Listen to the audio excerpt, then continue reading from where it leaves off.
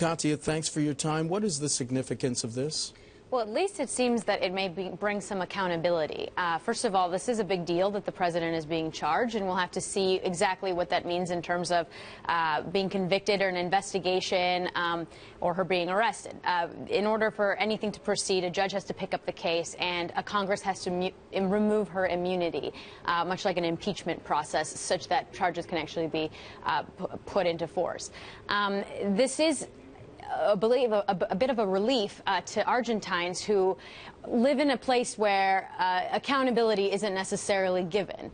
Obviously, this is a place that suffered under a dictatorship under many years, with many people that disappeared, and it took a very long time for people to be held responsible for their actions during that case. So the fact that somebody has picked this back up and has put charges against her could provide a little bit of relief. What's been the response thus far from the government? The government is calling this a coup attempt. Basically, they're saying that this is all orchestrated by the opposition to weaken her, to sully her name, and to bring down her government, and that the allegations are completely unfounded. What about Argentines? What are they saying? How are they responding? What's the man on the street and the woman on the street saying? Well, they're definitely very moved by this, and there's going to be a march against the government in a few days right in front of the presidential palace, which is going to have opposition leaders and is going to have Argentines. And we've already seen marches from them demanding justice. This is not a small deal. This is a very big deal, and this is coming at a time where people are unhappy. Inflation is really high in this country. It's in the 30s, 30%. The economy is slowing. It's going to be in recession for another year in a row this year, so pressure is on.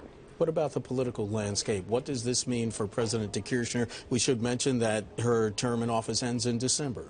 Absolutely. So this probably isn't going to result in early elections. That may be, something that people would speculate initially. But like we said, it's going to be a process unless there's direct evidence implicating her in this or in the death of Alberto Nisman.